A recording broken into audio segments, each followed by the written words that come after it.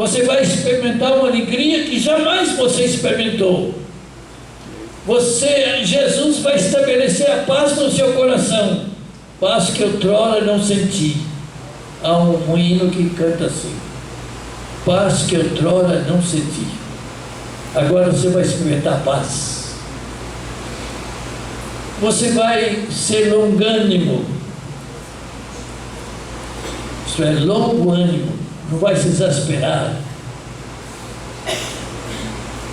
Você vai ser benigno, você vai ser bondoso, você vai ser fiel, você vai ser manso e vai aprender o domínio próprio.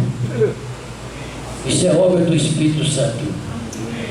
É possível que haja alguns filhos de Deus e filhas de Deus que ainda não têm todas essas obras, mas o Espírito Santo está trabalhando a sua vida e você deve saber que você deve produzir essas obras, que Deus espera isso dos seus filhos. Amém. Deus espera que os seus filhos e filhas promovam a paz no mundo. Amem o incrédulo, ame todas as pessoas e proclamem essa verdade. Os filhos de Deus são gente boa. Os filhos de Deus têm domínio próprio. Os filhos de Deus não falam palavrão, não falam palavras torpes. Os filhos de Deus são fiéis, são confiáveis. Vocês sabem que há empresas que hoje os departamentos do pessoal está levando em consideração a religião que professa o candidato. Se ele for cristão de fato, ele tem preferência na seleção. Eu tenho 2 filhos que são executivos e um deles tem essa tarefa e ele faz com frequência isso. Ele que me revelou isso. Ele é executivo de uma grande empresa multinacional australiana.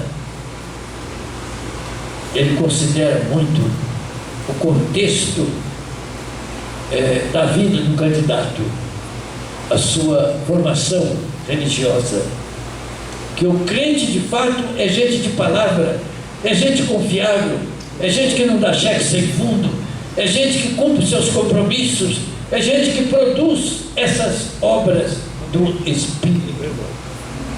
Amém. Glória a Deus.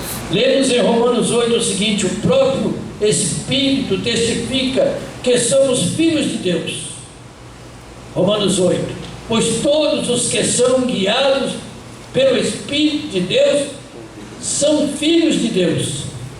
E note bem, a ardente expectativa da criação aguarda a manifestação dos filhos de Deus. Olha a nossa responsabilidade. A ardente expectativa da criação aguarda a manifestação dos filhos de Deus. Há uma expectativa das pessoas, filhas de homens, filhos e filhas de homens,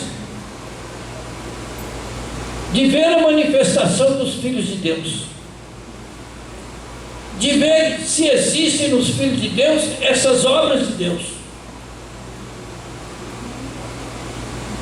Eu chamei um japonês lá na nossa casa, que eu inventei de criar peixe. Eu tenho um tanque de peixe, criação de peixe, na frente da nossa casa.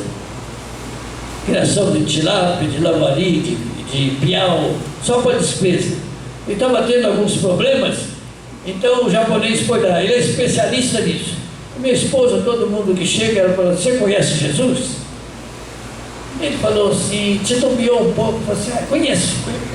E eu vi que ele não conhecia de verdade. Aí eu me aproximei dele e falei assim: você aceita uma Bíblia?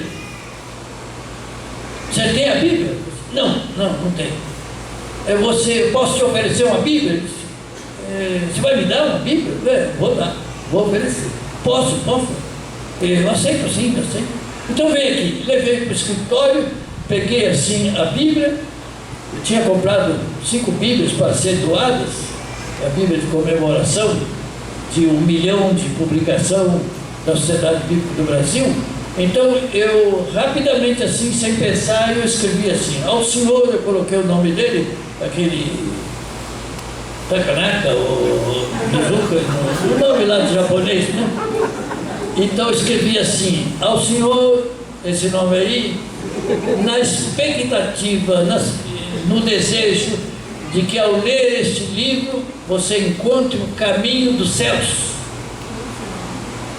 Ele falou: senhor, por que você escreveu isso? O senhor escreveu isso? Eu falei assim: olha, eu não sei, mas foi o Espírito Santo que me pediu para escrever. Eu falei com ele. Eu falei: bom, eu não sei se ele entende isso, mas eu vou ler assim. O Espírito Santo me pediu para escrever.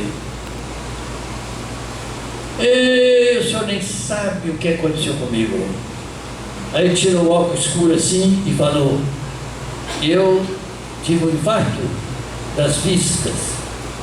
Ele mostrou tudo vermelho assim, e fui a 3 oftalmologistas, 3 médicos da vista, e um deles falou assim: senhor, falou o nome dele, o senhor podia ter morrido se fosse um coração.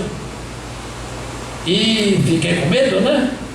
Porque se morresse, tinha 2 lugares para ir: inferno e céu. No inferno eu não queria ir, isso que é muito ruim, né? Agora, para o céu eu não mereço. Agora o senhor me dá essa Bíblia e diz que eu vou encontrar o caminho do céu?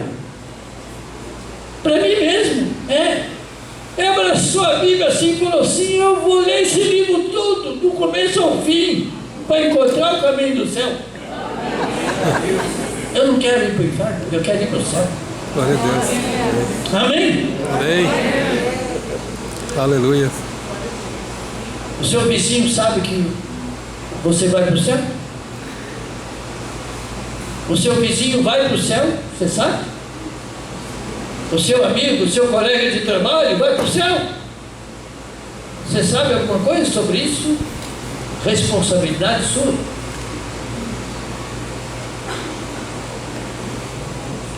Deus está te falando? Deus está falando com você?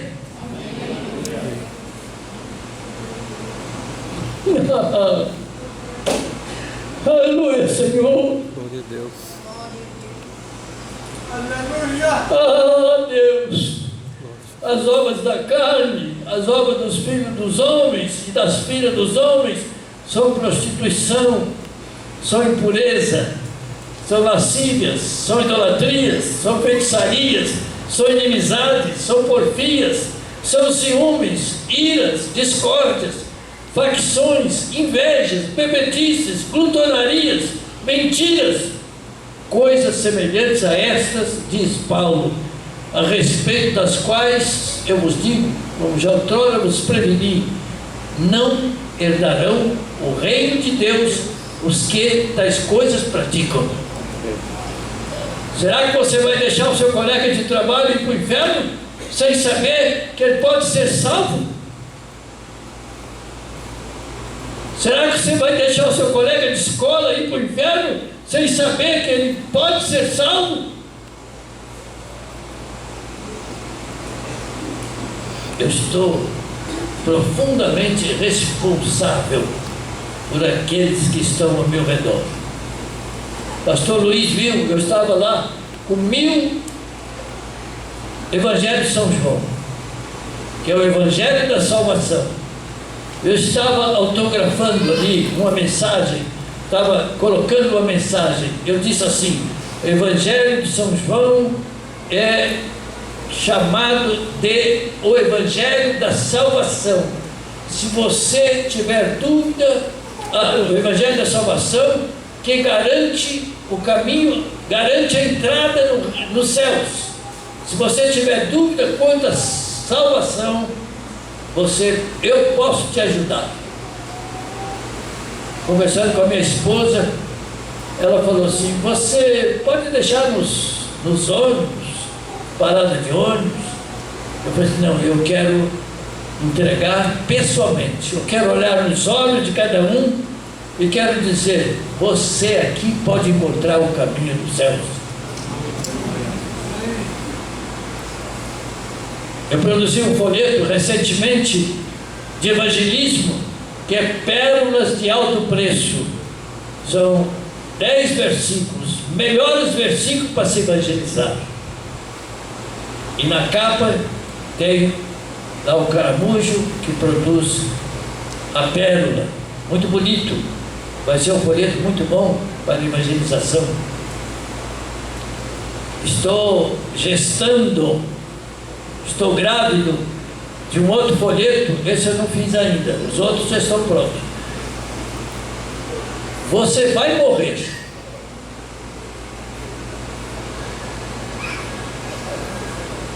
Mas você pode ressuscitar.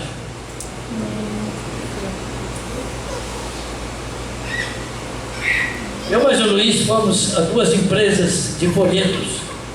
Achamos que os folhetos não eram aquelas coisas. Então nós precisamos de atualizar. A tecnologia hoje é outra.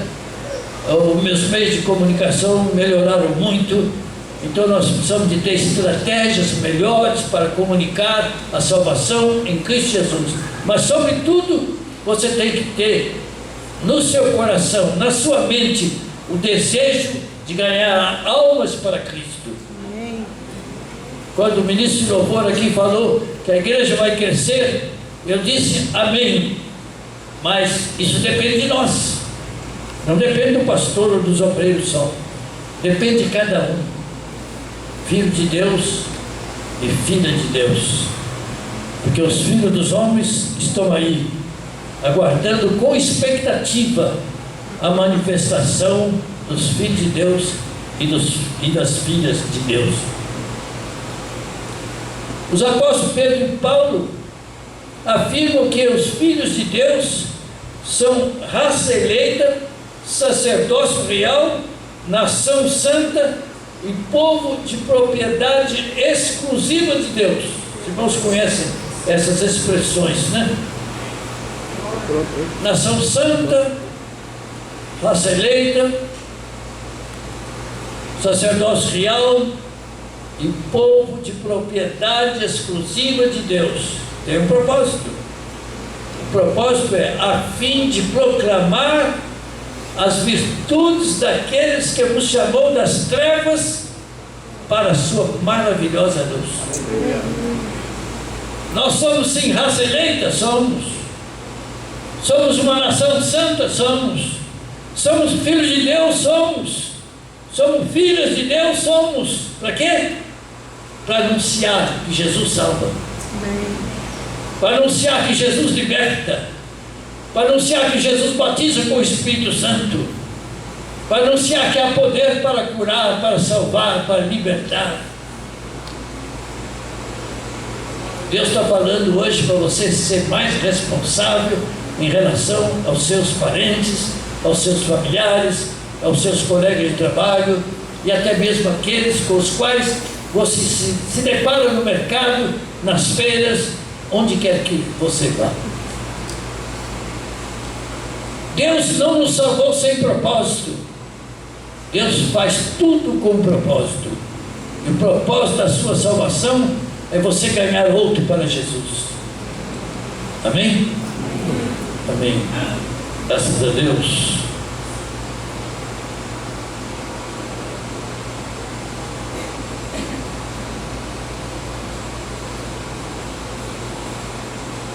Nós estamos concluindo.